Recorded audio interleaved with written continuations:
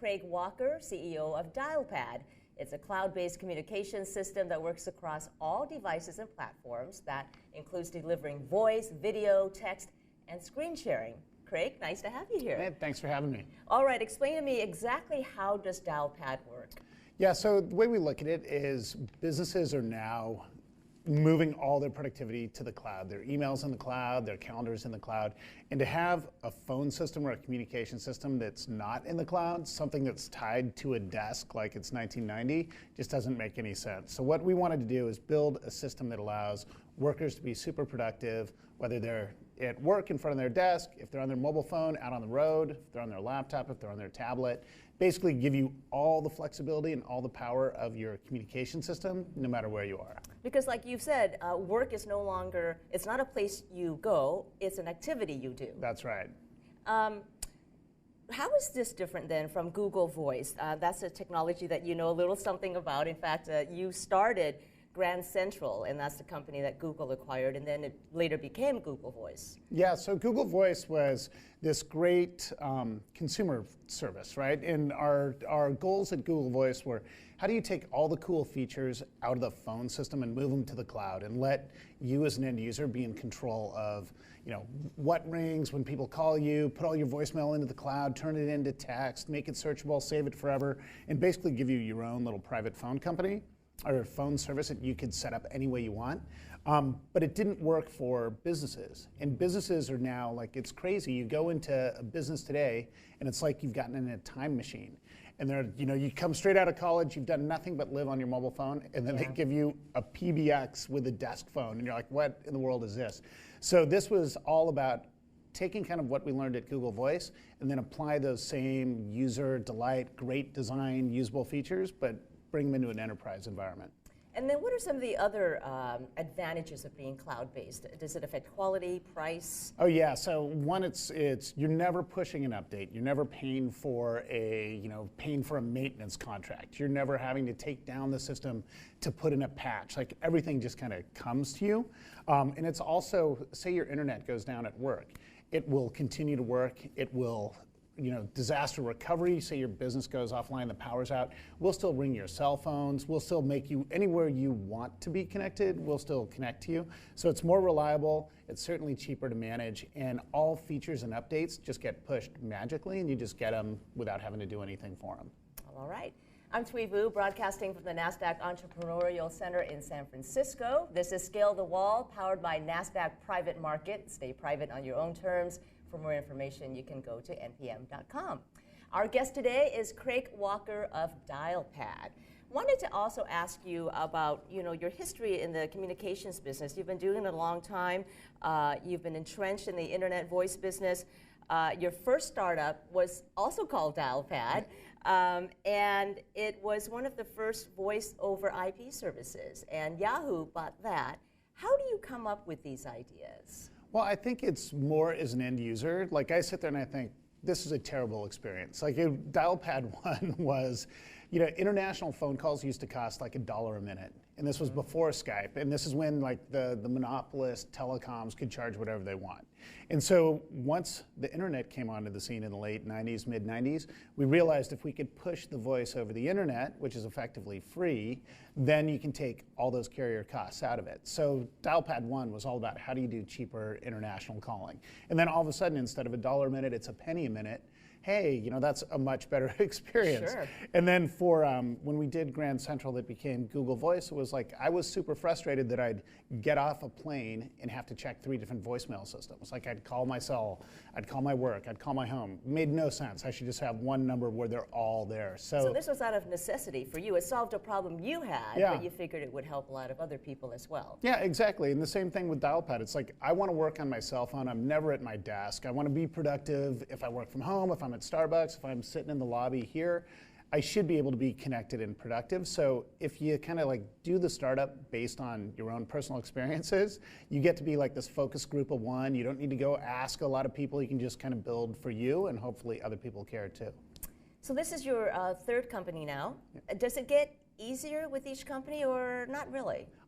It gets easier to probably raise money. It gets easier to assemble a team because you have a track record and you have some success. But as far as coming up with a great product that people are actually going to use and pay for, I mean, that's still difficult. That's always and the you challenge. Still, yeah, and you still have everything. You know, it has to work. It has to be delightful. It has to be, you know, really add value to people, and you have to be able to get the message out in a cost-effective way, and kind of all those hard things of a startup. So when you need help or need to bounce around ideas, do you tend to network with like-minded individuals, or do you find it valuable to connect with others outside your circle for just a different perspective? You know, when I need help, like I generally lean on the team internally. So I think and I didn't realize this earlier on in my career, but I don't have to come up with all the answers. My team does. They have a ton of answers too. So we put up like this product advisory committee, the PAC, and it's like our most senior engineers, and I'll go to them with problems like, hey, how do we solve this, or I want more viral adoption of this, and they come up with better ideas than I do. So we do things like that. All right, and we always like to wrap up this first segment with the same question, because we want to hear from the entrepreneurs about the best 3 pieces of advice you can offer to an aspiring entrepreneur or business owner. Yeah, so the first one I'd say, believe in yourself, because running a startup, there's highs and lows, and there's all sorts of self-doubt, and there's plenty of times you're like, what am I doing? So believe in yourself and you'll power through it. Number 2 is, there's a great quote by Patton of, a good plan violently executed now is better than a perfect plan next week. And it's I like that. Yeah, and it is, but it's true. It's like, our advantage as a startup is to move fast, and to move faster than everyone else, to move faster than AT&T or Verizon or any of these guys. And even when you have imperfect information, you still have to move fast, adapt, learn, move.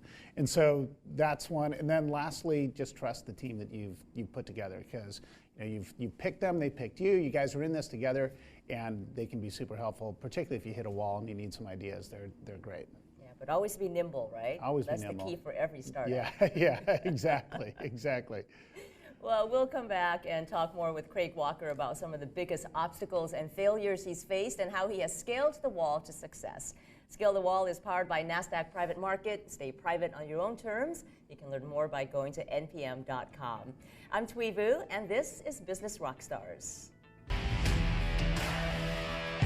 This is Business Rockstars. Hi there, I'm Thuy Vu, broadcasting from the NASDAQ Entrepreneurial Center in San Francisco. This is Scale the Wall, powered by NASDAQ Private Market. Stay private on your own terms. For more information, go to npm.com. Well, small business owners always face challenges and hurdles, as we all know, and what they need to do is learn how to scale the wall. And I'm discussing the challenges every entrepreneur faces and how they've overcome the obstacles and scale the wall to success. So joining us today is Craig Walker, CEO of Dialpad. It's a communication system for how people work these days, delivering voice, video, text, and screen sharing across multiple platforms. Good to have you with us. Thanks for having me. That's quite a product. Who's your biggest competitor in this space? There's competitors like Cisco and Avaya who traditionally have had these legacy phone systems. I'd say they're probably the ones we're replacing the most. And the reality is, businesses have changed. The way people work has changed. And so having a system that kind of goes with the person as opposed to with the location of the desk is something that we think is really important. So yeah, those are the guys we fight the most. So you're going up against the big telecom giants. Yeah. How tough is that battle? What are your biggest challenges? It's interesting. I thought it would be, when we launched the product about a year ago, I thought it would be more SMB and mid-market companies and fewer enterprises. Like it would probably take years to get the credibility for enterprises. But what we found is enterprises really realize that no one's using the systems that they have today. And they're really expensive for their IT department to maintain. And people are sitting there at their desk. Even when they're in front of that phone, they're pulling out their cell phone and using it. And so the adoption from larger enterprises, like Motorola is our largest customer, and it's like the largest cloud solution ever of deployment of a communication system like that. And they've loved it because now all of a sudden everyone is more productive. They're seeing much more collaboration and much more usage of the system. And now it's kind of changed from a culture of IT, kind of like telling the employees, here's what you must use, to the employees saying, hey, I love it. Thank you, IT, give me more. So it's been interesting to see that it's been more mature guys being willing to take that jump. Interesting. So you've had two other companies. One was sold to Google, one was sold to Yahoo. So you've had great success in the internet voice space. But have you had any failures? Yeah, I mean, there's failures along the way to every success, right? And there's challenges all the time. So Dialpad 1, which was 2000 to 2005, the internet bubble burst in 2001, and it was rough going. There was no raising a new round of financing. Like, you basically had to make do with what you had, and we had to like shrink the team to a very small core. We had to I canceled the newspaper subscription. I canceled the water service. Like, we were like, it was. You were really scrappy. It was scrappy, and it was like everyone had 10 different jobs, and I was the CFO and the general counsel and the CEO, and then it was just crazy. So. So those were the dark days. I mean, did you think at some point that we may not make it here? We may have to close up shop. Yeah, I mean, for sure, because you have just the world bearing down on you. You don't have an avenue to raise more money, so basically we had to either increase our revenue or cut our expenses. So we cut our expenses as much as we could, and then luckily it was a good product and revenue continued to grow, and before we ran out of money, we became profitable.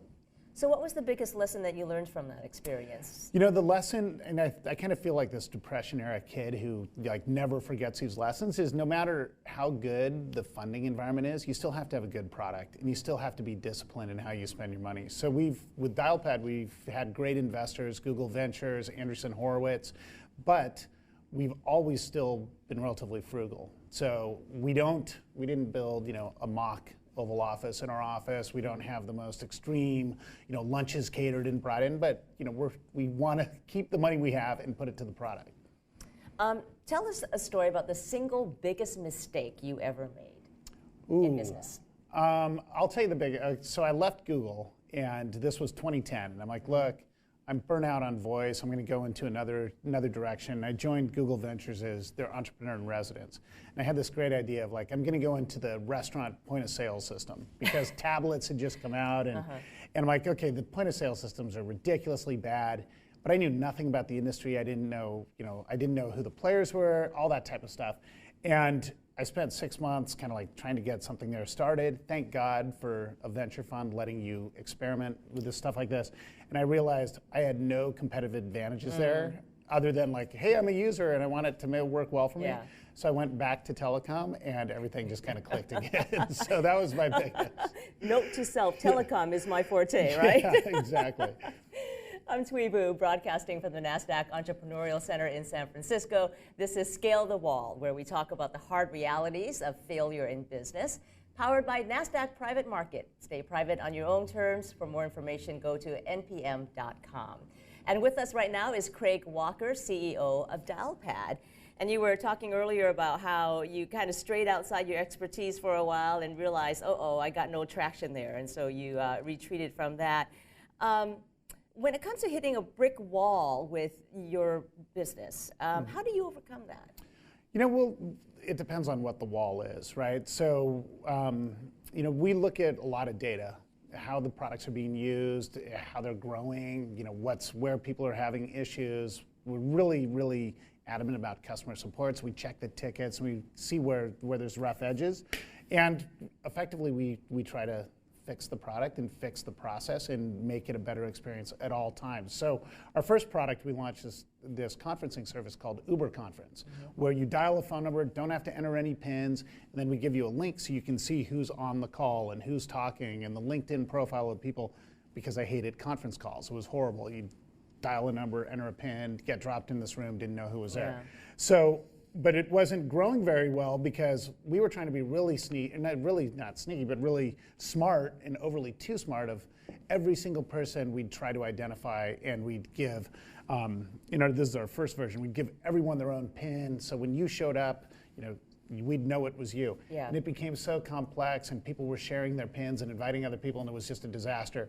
So we ended up going the entire opposite way, get rid of all pins entirely, and then it just grew that was the biggest change. So the first 12 months were kind of middling, and then from then on, it's just been high to the right. So, just looking at feedback from your users and trying to make a better product. Where do you see yourself 5 years from now? Hopefully running the super successful business communications company. But in reality, like this is a growing need. There's still over half the businesses in the US are still have IT departments that are running their own Microsoft Exchange servers and their own PBXs and their own file servers, and all that stuff has to move to the cloud. It just doesn't make any sense. So there's this huge market that still hasn't even come to the cloud yet, and when they do, they're going to have a system like ours. You seem to be a good fit for Google, let's say, and let's say Google wants to buy you, right? Would you consider that again? You sold a company to Yahoo, you sold a company to Google. Are you done selling your company? Do you want to hang on to this one for a while? Well, I got to tell you, I love the experience with Google. Like, that's a great company, and being able to launch Google Voice and really kind of have control of its destiny was a lot of fun. So my whole mission is how do we get these solutions to as many people as quickly as possible? And it's great at a startup because you're in full control. You don't have to ask permission for, hey, I want a new feature. I don't have to sell it up the chain. Yeah. So we're able to move really fast, and I really like that about a startup. And so as long as we're able to keep being productive that way, we'd like to stay that way. But if there were an opportunity as well where it's like, hey, we have all these users, we have this brand where we can actually blow you out to like all the corners of the earth immediately, that'd be interesting to think about as well. Well, I guess I ask that because sometimes entrepreneurs, after a while, they want to have a legacy company, something they can hang on to for a while. And for example, in your case, Dialpad 1 was acquired by Yahoo. Yahoo ended up not really doing a whole lot with it, and I'm sure that as the inventor of that, it's a little disappointing to see that nothing ever came of it. Yeah, no, it's definitely a little disappointing when that happens, and I think that's how, like, my calculus isn't, the legacy. I don't care if it's the Craig company or not, but if it's the product that I'm proud of and that it gets to hundreds of millions of users, then that's an awesome legacy. So that's what I'm really aiming for. Okay. Well, you have a lot of experience under your belt. So what are the 3 biggest lessons to learn in dealing with the challenges of starting or growing a business? So probably the most important thing to be successful, it all comes down to the team you put together. You spend so much time together and you work through so many issues that they have to have kind of the right culture and kind of a shared vision of why you're doing all this hard work. So the team you work with is super, super important, and you can't let bad apples be there. And we really haven't had any, so that's great. But we've been doing this for a long time, so we're lucky. Also, having really good investors that believe in you and back you as a team and really support you, like Google Ventures, Andreessen Horowitz, Felicis, Workbench, SoftBank, they've all been great investors. So that makes it a lot easier. And then lastly, really focus on the end user. I think a lot of times people make a mistake and they're like, look, I'm selling to the IT guy, so I care about the IT guy. I kind of care about the IT guy, but I care more about the employee who's actually using the product. And if you can get the employees using the product happy, he'll tell the IT guy. So that's, we always focus on the end user. Those are good tips. Any regrets about anything that you've done as an entrepreneur that you could take back if you could? Over the last 15 years, have you regretted anything? Yeah, plenty of things. But I think the things where I've regretted it the most is when I've done things that just didn't feel natural, where like someone else is like, this is the way it should be, and you kind of get convinced of it, even though it doesn't feel right in your gut, and then generally you fix that relatively soon. But or trying to get into the restaurant point of sale business exactly. When you're really a telecom guy. That's exactly right. Well, and I mean, that was, talk about a lesson learned, like where you have competitive advantages. So 15 years in the telecom industry and relationships with all these different carriers and understanding the technology cold versus walking into your first restaurant trade show and not knowing a single person or anything. It's like, it felt really good to go back to telecom. Yeah, well, that makes sense. Well, it's such a pleasure to have you here. Much luck to you with Dialpad 2 this time. Thank you very much. I really appreciate it. All right.